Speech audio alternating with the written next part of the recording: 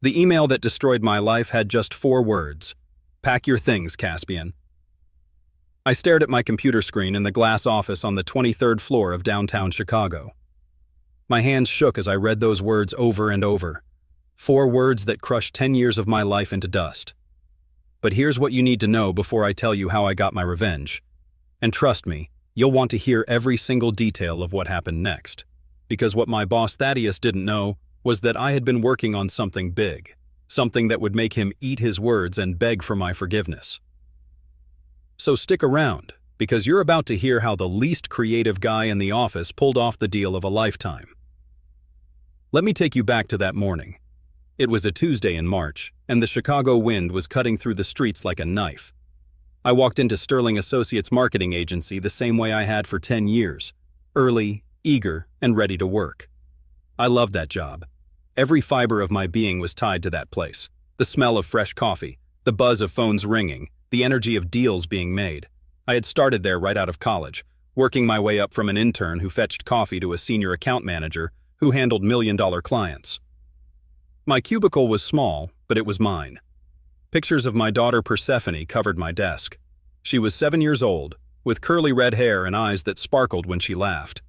Every deal I closed, every late night I worked, it was all for her. Thaddeus Sterling walked past my desk that morning, his expensive shoes clicking on the marble floor. He was the kind of man who wore suits that cost more than most people's cars. His silver hair was always perfect, and his smile never reached his eyes. "Morning, Caspian," he said without stopping.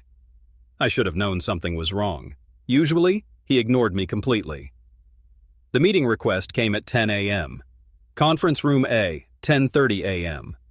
My stomach dropped. Conference Room A was where careers went to die. I spent those 30 minutes trying to think of what I could have done wrong.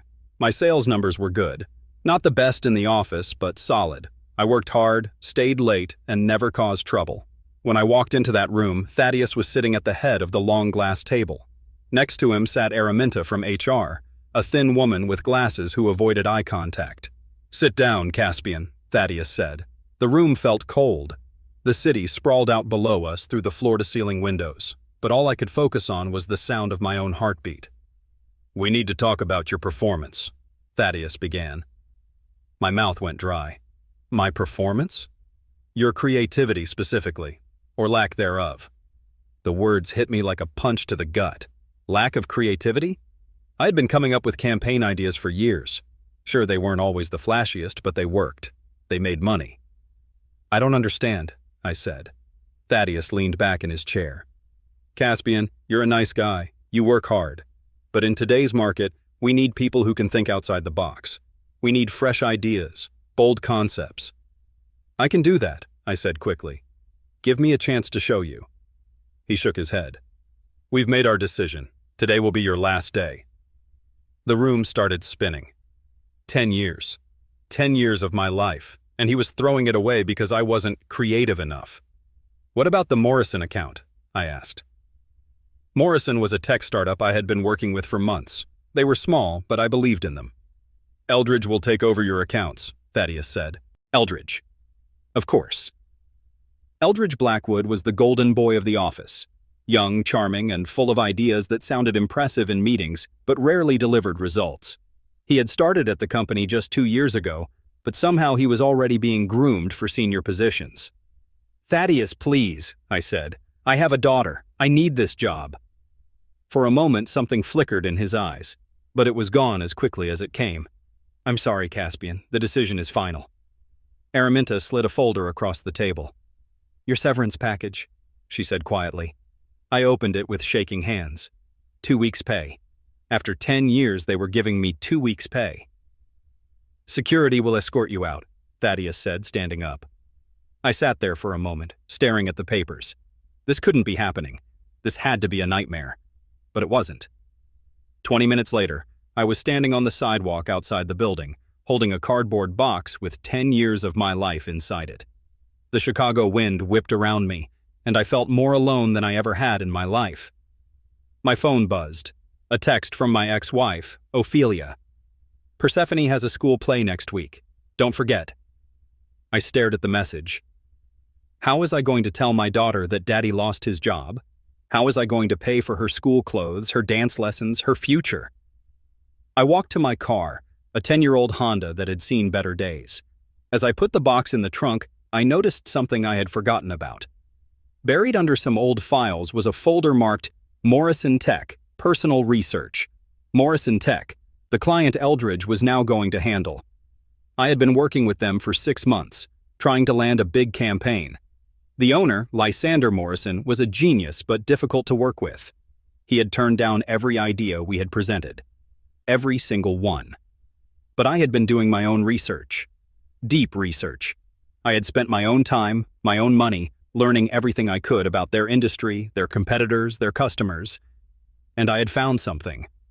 Something big. I drove home to my small apartment, the box sitting next to me like a reminder of my failure.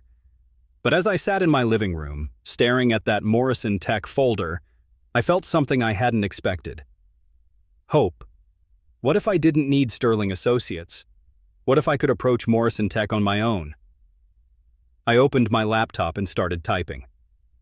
For the next 3 days, I barely slept. I researched, I planned, I created something that I knew would change everything. The idea was simple but brilliant. Morrison Tech made software for small businesses, but they were trying to compete with the big companies by copying what everyone else was doing. What they needed was to go smaller, more personal. They needed to focus on the businesses that the big companies ignored. Food trucks, small farms, local artists, people who needed simple software but personal service. I called it the Little Fish campaign. While everyone else was trying to catch whales, Morrison Tech would catch thousands of little fish. But I needed more than just an idea. I needed proof. So I did something crazy. I used my severance money, all of it, to hire a small research company. I had them survey 500 small business owners in 10 cities. I wanted to know what they really needed, what they really wanted. The results were perfect. Everything I had hoped for and more. Small business owners didn't want complicated software. They wanted simple tools that worked, and they wanted to talk to real people when they had problems. They were tired of being ignored by big companies who only cared about huge contracts. I had found Morrison Tech's golden ticket. The presentation took me 2 weeks to perfect. 60 slides of pure gold. Market research, customer testimonials, projected revenues, implementation plans, everything. But there was one problem. I wasn't a Sterling Associates employee anymore. I couldn't just call Lysander Morrison and ask for a meeting, so I did something that scared me more than anything I had ever done. I called him directly. Morrison Tech, this is Lysander. My heart was pounding so hard I thought he might hear it through the phone. Mr. Morrison, this is Caspian from Sterling Associates. Well, formerly from Sterling Associates. There was a pause. Caspian? I thought Eldridge was handling our account now. He is. But I have something I think you need to see. Something that could change your entire business. Another pause. Longer this time. I'm listening. I can't explain it over the phone. Can we meet? Just give me 30 minutes. Caspian, I'm going to be honest with you. Your old company has brought me a dozen ideas and they've all been garbage. Why should this be different? I took a deep breath. Because I'm not trying to sell you what everyone else has. I'm trying to give you what you actually need. Silence. Tuesday, 2 p.m., my office. You get 30 minutes. The line went dead. I stared at my phone. I had done it. I had gotten the meeting. But now, I had to deliver. Tuesday came faster than I wanted. I put on my best suit, the one I had worn to my daughter's graduation from kindergarten. I practiced my presentation in the mirror until I knew every word by heart. Morrison Tech's office was in a converted warehouse on the north side of Chicago. It wasn't fancy, but it had character. The kind of place where real work got done. Lysander Morrison was younger than I had expected, maybe 35, with messy black hair and the kind of intensity that comes from building something with your own hands. You've got 30 minutes, he said as I set up my laptop. I only need 20, I replied. I started with a question. What if I told you that you've been fishing in the wrong pond? For the next 20 minutes, I showed him everything. The research, the strategy, the potential revenue. I painted a picture of Morrison Tech as the champion of small businesses everywhere. When I finished, the room was quiet. "How much?" he asked. "How much what?" "How much to make this happen?" My heart stopped. "You want to do it?" "Caspian, this is the first presentation anyone has ever given me that made sense. How much?"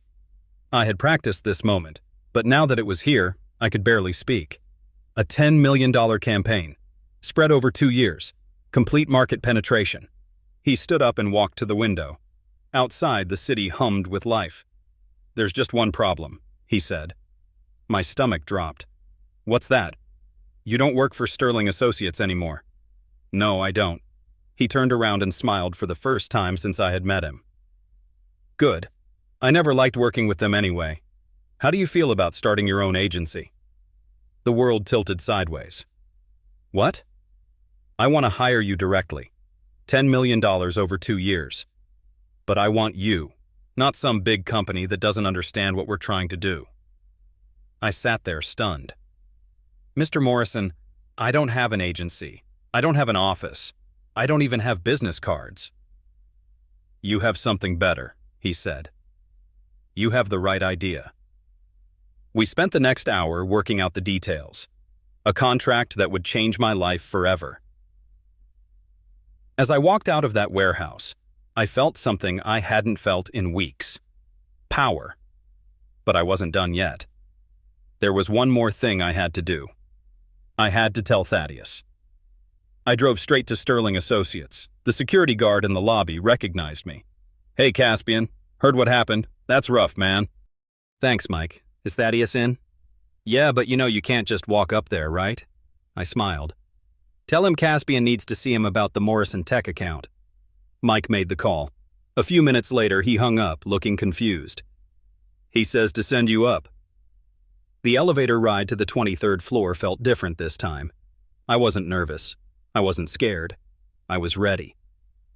Thaddeus was waiting for me in his office. Through the glass walls, I could see the rest of the team pretending not to watch. "What's this about, Caspian?" I sat down across from his massive desk. "I thought you should know. Morrison Tech won't be needing your services anymore." His face went white. "What are you talking about?" "They've decided to go with a different agency." "That's impossible. Eldridge just met with them yesterday." I pulled out the signed contract and placed it on his desk. A $10 million campaign, the biggest deal in Morrison Tech's history. Thaddeus stared at the papers, his mouth hanging open. "How did you... You don't even work here anymore." "That's right. I don't." I stood up and walked toward the door, but before I left, I turned back. "By the way, Thaddeus, thanks for firing me. It was the best thing that ever happened to my career." The silence in Thaddeus's office was so thick you could cut it with a knife. He stared at that contract like it was written in a foreign language. His face went from white to red to purple. I had never seen a grown man look so lost. "This is impossible," he whispered. But here's what you need to understand about that moment. This wasn't just about money. This wasn't just about proving I was creative enough. This was about something deeper. This was about respect, about being seen, about showing the world that sometimes the quiet guy in the corner has the biggest ideas of all. And trust me, what happened next was better than any revenge movie you've ever seen. "How?" Thaddeus asked, his voice cracking. "How did you do this?" I picked up the contract and folded it carefully. I listened, something you never learned how to do. Through the glass walls, I could see the entire office watching us. Eldridge was standing by his desk, his mouth hanging open. The other account managers had stopped pretending to work. "Caspian, wait," Thaddeus said as I walked toward the door. "We need to talk about this." I stopped but didn't turn around. "There's nothing to talk about." "Yes, there is. This is a mistake. Morrison Tech is our client. That contract belongs to Sterling Associates." Now I turned around. The look on his face was pure desperation. "Really? Because I seem to remember you firing me, which means I wasn't representing Sterling Associates when I made this deal." "But you developed the relationship while you worked here." I laughed, actually laughed. "The relationship? Thaddeus, Morrison Tech hated working with your company. They told me so themselves. His hands were shaking now. I could see the math running through his head. $10 million, the biggest deal in the company's history. Walking out the door with a man he had thrown away like garbage. "What do you want?" he asked quietly. "I don't want anything from you. I already have everything I need." I walked out of his office and through the maze of cubicles. Every person I passed looked at me like I was a different man than the one who had been escorted out 2 weeks ago. Because I was. The elevator doors closed, and I saw my reflection in the polished steel. I looked the same on the outside, but inside, everything had changed. My phone started ringing before I even reached the parking garage. "Caspian, it's Araminta from HR. Can you come back upstairs? Mr. Sterling wants to discuss your situation." "My situation?" "Your employment status." I almost hung up, but curiosity got the better of me. "I'll be right there." This time, when I walked into conference room A, it wasn't just Thaddeus and Araminta. The entire executive team was there. People I had only seen in the hallways for 10 years were suddenly very interested in talking to me. "Caspian," Thaddeus began, "we may have been hasty in our decision." Hasty. That's what he called destroying my life. Hasty. "We'd like to offer you your job back," said Victoria Sterling, Thaddeus's sister and the company's CEO. She rarely got involved in day-to-day operations, but a $10 million deal had apparently gotten her attention. "With a promotion," added Marcus, the head of accounts. "Senior vice president, your own team, corner office." I looked around the room at all these powerful people who had never given me a second thought. Now they were offering me everything I had ever wanted. 2 weeks ago, I would have cried with relief. "That's very generous," I said. "So you'll take it?" Thaddeus asked eagerly. "No." You could have heard a pin drop. "No?" Victoria asked. "No, I'm starting my own agency. Morrison Tech is my first client, but they won't be my last." The room exploded into voices. Everyone talking at once, trying to convince me, trying to negotiate. But I wasn't listening anymore. I was thinking about my daughter, about the life I could give her now, about the man I had become. I stood up and walked toward the door for the second time that day. "Caspian," Thaddeus called out. "You can't do this. You signed a non-compete agreement." I stopped and pulled a folder from my briefcase. Inside was a letter from my lawyer. Yes, I had hired a lawyer with some of my severance money. "Actually, I can. Non-compete agreements aren't enforceable when you're terminated without cause. Your own HR department should have told you that." Araminta's face went bright red. I left them there, arguing among themselves, trying to figure out how they had lost the biggest deal in their company's history to the man they had called not creative enough. 3 months later, I was sitting in my new office, a small space above a coffee shop, but it was mine, when I got a phone call that changed everything again. "Is this Caspian Rivers?" "Yes. Who's this?" "My name is Cordelia Nash. I'm the CEO of Nash Industries. I heard about what you did with Morrison Tech." Nash Industries. I knew the name. They were huge. Fortune 500 huge. "We're looking for a new marketing partner, someone who thinks differently. Would you be interested in a meeting?" I looked around my tiny office, at the second-hand desk I had bought, at the coffee-stained carpet, at the single window that looked out onto the Chicago streets where everything had started. "I'd be very interested." The meeting was the next week. Nash Industries wanted a $50 million campaign. $50 million. But here's the thing about success. It changes you, but it also shows you who you really are. As I prepared for that meeting, I thought about Thaddeus, about Eldridge, about all the people who had made me feel small. I could have been angry.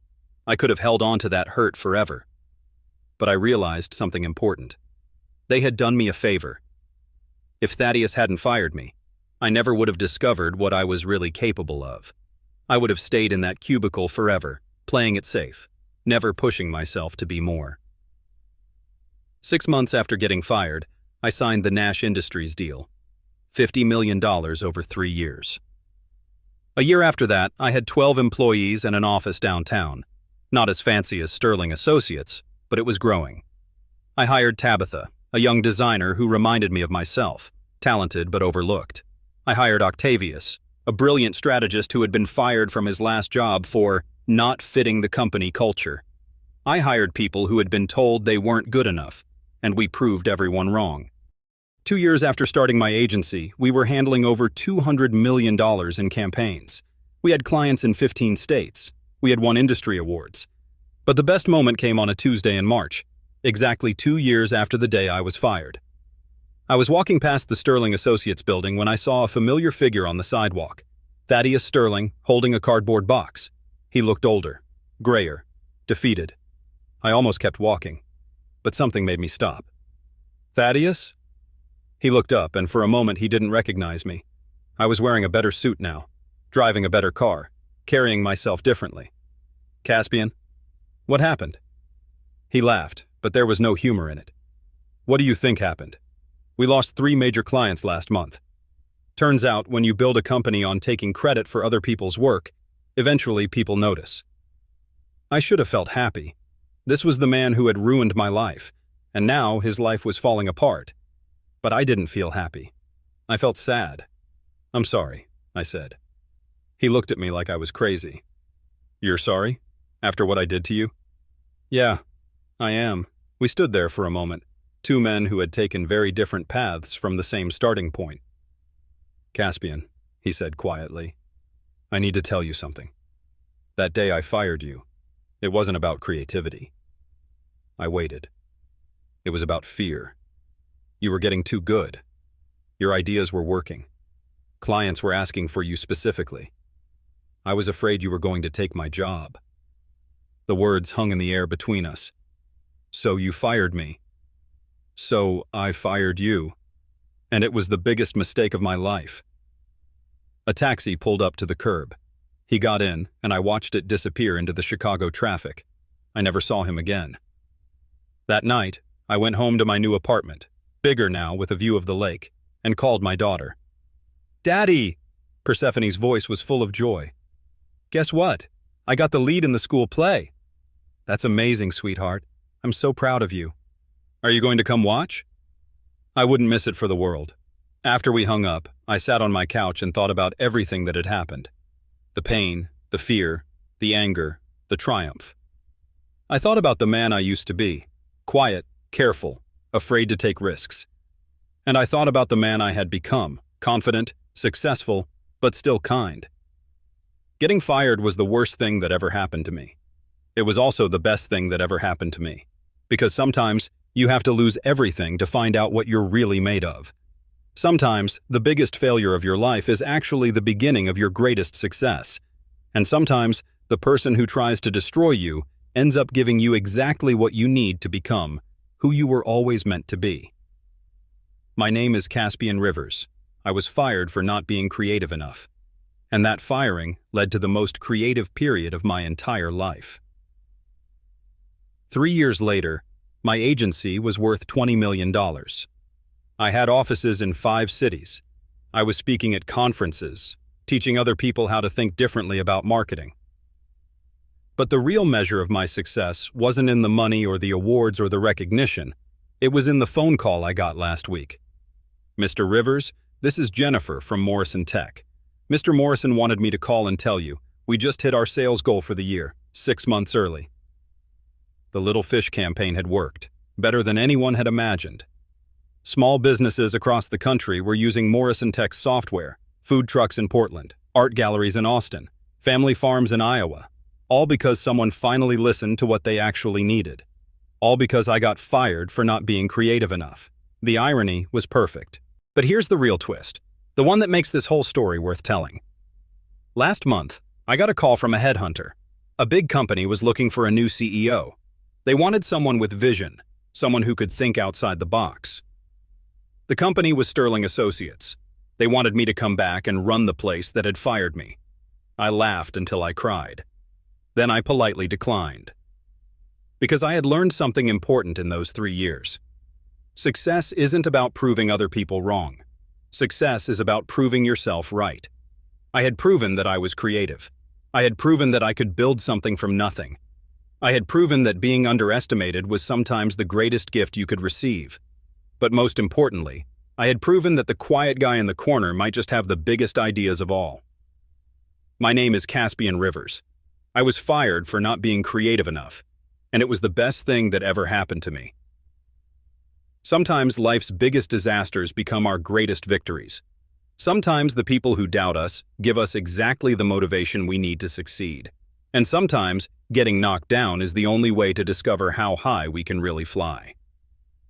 What's your story?